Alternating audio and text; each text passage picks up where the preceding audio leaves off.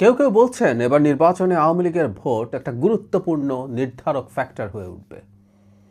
আমি একেবারেই মনে করি না, কারণ আওয়ামী লীগের যে পরিমাণ ভোট আছে তার যে অংশ ক্যাস্টেড হবে সেটা পুরোপুরি যদি জামায়াতের দিকে চলে যায় তাতেও তেমন বড় কোনো পরিবর্তন হবে না। মানে এবারকার নির্বাচন এত বেশি ভারসাম্যহীন, আওয়ামী লীগের ভোট আসলে মেজর ফ্যাক্টর না। কিন্তু সাম্প্রতিক একটা প্রবণতার কারণে আওয়ামী লীগের মানুষজন ভোট দেওয়ার ক্ষেত্রে অনেক বেশি আগ্রহী হয়ে উঠতে পারেন। প্রাথমিকভাবে আমরা এটা নিশ্চয় জেনে রাখবো, আমাদের অনেকের হয়তো চোখে পড়েছেও, সেটা হলো আওয়ামী লীগের দিক থেকে ভোট কেন্দ্রে না যাওয়ার জন্য এক ধরনের বক্তব্য আছে, এটা ওপরে, কিন্তু ভেতরে তারা কি বলবে সেটা আমরা নিশ্চিত নয়। বললেও সেটা কতটা কার্যকর হবে সেটা একটু জানা দরকার আছে।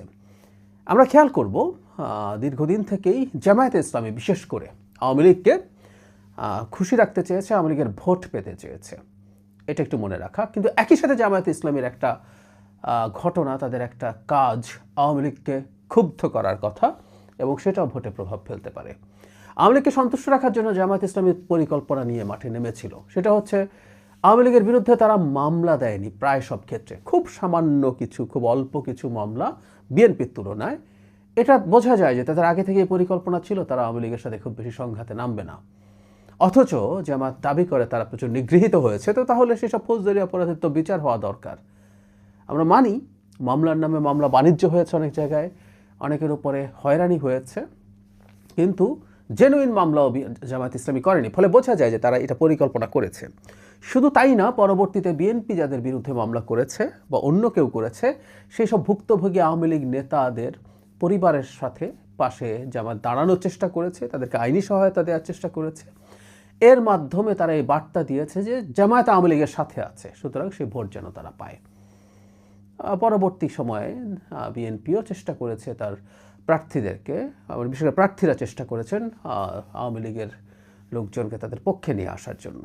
একটা কথা মনে রাখতে হবে, আমি শুরুতে বলেছি যে এটা খুব গুরুত্বপূর্ণ ফ্যাক্টর না, কিন্তু এটা লোকাল প্রার্থীরা করতে পারেন। কারণ বিএনপি দল হিসাবে 200-250 যে সিটি পাক না কেন, কোনো একজন প্রার্থী যখন তার নিজ এলাকায় হেরে যান, তিনি তো এমপি হলেন না। ফলে সেই এলাকার এমপির প্রবণতা থাকবেই তিনি যেন সবাইকে সন্তুষ্ট করে তুলতে পারেন। আমরা লোকালটা পরে আসছি, কিন্তু জাতীয় পর্যায়ে দল দুটো কী করার চেষ্টা করছে।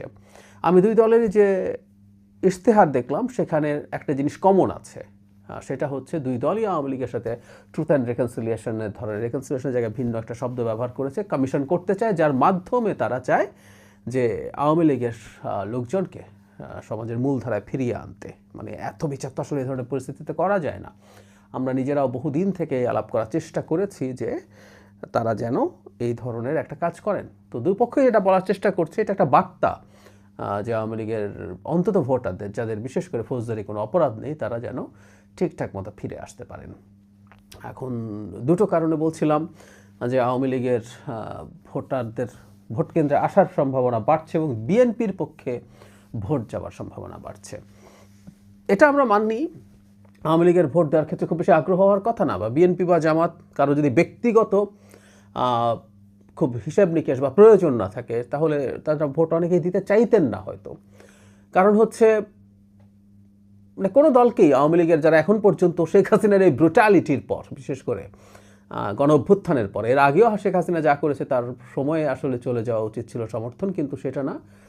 বেশ কিছু মানুষ আওয়ামী লীগকে এখনও সমর্থন করে, আমার হিসাবে এটা প্রায় 20%। সেই 20%-এর কথা বলছি।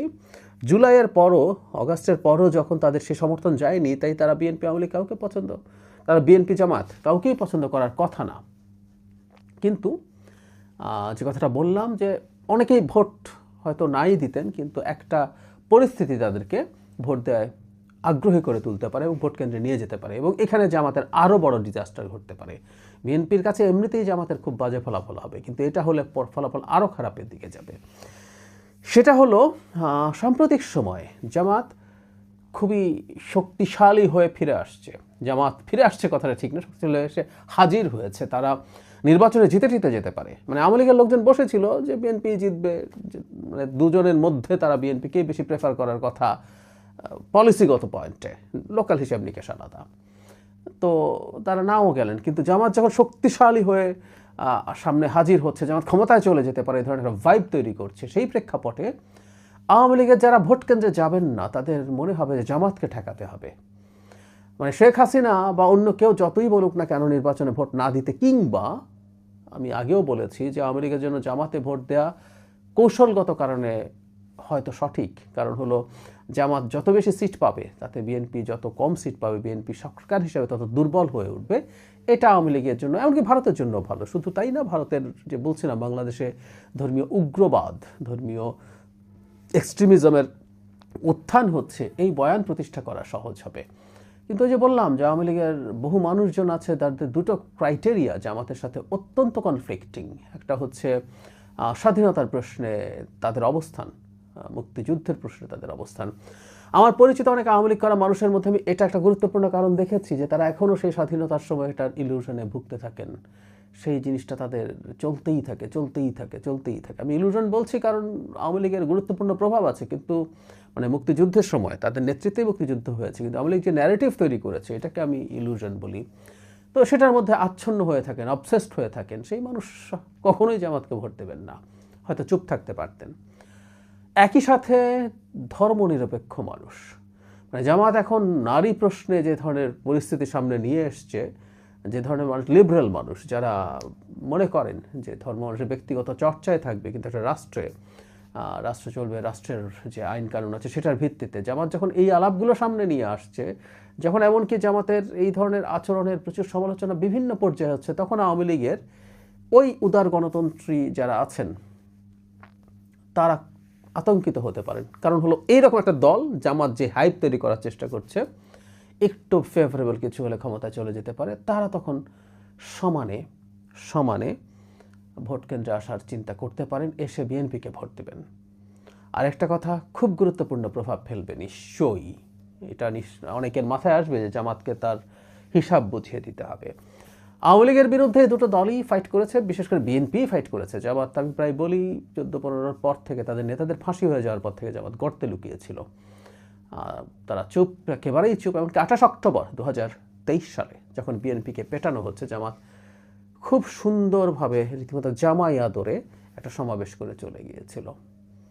যাই হোক, জামাতের সাথে তার অত কনফ্লিক্ট ছিল না, কিন্তু যখন আওয়ামী লীগকে নিষিদ্ধ করা হয় তখন জামাত মাঠে সবচেয়ে বেশি হাজির ছিল। মানে বিএনপি শক্তি নিয়ে ছিল না, যে বিএনপি এক ধরনের সমর্থন দিয়েছে, কিন্তু জামাত তার লোকবল সাপ্লাই দিয়েছে। আমাদের মনে থাকার কথা তারপর একটু করি। হাসনাত আবদুল্লাহ আওয়ামী লীগ নিষিদ্ধ করার জন্য প্রাথমিকভাবে উনি এনসিপিও না, তিনি ব্যক্তি হিসাবে গেছেন বলে আওয়াজ তুলেছেন। তিনি যমুনায় যাবার পরে ওখানে আস্তে আস্তে মানুষ বাড়তে থাকে, জামাতের নেতারা যান, এবং এদের একজন দুজন খুবই সিগনিফিক্যান্ট নেতা যারা বলেছেন দলীয়ভাবে না, তারা ব্যক্তিগতভাবে সেখানে গেছেন।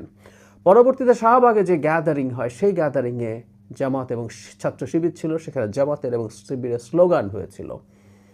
ফলে আওয়ামী লীগ নিষিদ্ধ করার ক্ষেত্রে জামাত পেছন থেকে প্রধান ভূমিকাগুলোর একটা পালন করেছে। এটা ভালো না খারাপ ইজ এ ডিফারেন্ট ডিবেট, কিন্তু আওয়ামী লীগের কাছে তো এটা ভালো লাগার কোনো কারণ নেই। এবং আওয়ামী লীগকে নিষিদ্ধ জামাত করেছে, যে আজকে জামাত বিএনপির বিরুদ্ধে প্রধান শক্তি হিসাবে দাঁড়িয়ে গেল। শক্তি অনেক দুর্বল, যে হাইপ তারা তৈরি করেছে আমি একেবারেই মনে করি না এর কাছাকাছি কিছু আছে, কিন্তু ওরাই তো আছে। আওয়ামী লীগ থাকলে তো আমি মনে করি আওয়ামী লীগের সাথে বিএনপির ফাইটই হতো নির্বাচনের প্রধান আলোচনার বিষয়। সো আওয়ামী লীগের নেতাকর্মীদের এই জিনিসটা মনে না থাকার কোনো কারণ নাই। এটাও তাদের মধ্যে সেই প্রতিশোধ পরায়ণতা তৈরি করার সম্ভাবনা থাকবে, বিশেষ করে তারা যখন ক্ষমতায় যাবে হাইপ তৈরি করছে। সেই জন্য আমি মনে করি আওয়ামী লীগ এবার এবিপি নির্বাচনে প্রচুর ভোট দেবে, তাদের যতটুকু সমর্থন আছে, এবং সেটার একটা বড় অংশ লোকাল কিছু কারণে, যে বললাম মামলা বা এই ধরনের কিছু কারণে হয়তো জামাত পাবে, কিন্তু মেজরিটি ভোট আসলে বিএনপির দিকেই যাবে। এবং আমি মনে করি যে তারা এই চেষ্টাটা, বিশেষ করে লোকাল বিএনপি নেতারা যারা আছেন, তারা এই চেষ্টা করবে তাদেরকে ভোট কেন্দ্রে নিয়ে যাওয়ার। কারণ ওই যে বলছি, বিএনপি রাষ্ট্রীয়ভাবে 220, 30, 40, 50 যেই পাক না কেন, তার আসনে কেউ যদি হেরে যায়, সুতরাং লোকাল ফ্যাক্টর তো আছেই। লোকাল এমপিরা, বিএনপির এমপিরা তাদেরকে এভাবেও মোটিভেট করার চেষ্টা আমি ধারণা করি করবেন, যেখানে তিনি এই জামাতের যে প্রতিক্রিয়াশীল রাজনীতি, তার যে প্রতিক্রিয়াশীল ইডিওলজি, নারীদের ক্ষেত্রে তার অবস্থান, দেশকে কোনো না কোনো ফর্মে এক ধরনের ধর্মরাষ্ট্র বানানোর চেষ্টা, খুব প্রকাশ্যে বলছেন না, এটা আছে। তাদের মুক্তিযুদ্ধের সময়কার রোল এখনও তারা সেই ব্যাপারে তাদের বাজে ধরনের মন্তব্য করছেন, এবং সর্বোপরি আওয়ামী লীগ নিষিদ্ধ করায় তাদের রোল, এগুলো ব্যবহার করে চেষ্টা করবেন ভোটারদেরকে কেন্দ্রে নিয়ে আসতে। এবং বলা বাহুল্য, কেন্দ্রে যদি নিয়ে আসতে পারেন, এটা হলো তাদের মোটিভেশন। আওয়ামী লীগের ভোটাররা নিজেরাই আসলে মোটিভেটেড হতে পারেন, যেটা রেজাল্ট একটা বড় সিগনিফিক্যান্ট রোল প্লে করবে বলে আমি মনে করি। মানে হচ্ছে এই যে জামাত, এর মানে বিএনপি টাফ কম্পিটিশনে জিতবে তা না। বিএনপি এমনিতেই অনায়াসে জিতে যাচ্ছিল, সেটা আরও বেশি একতরফা হয়ে উঠবে।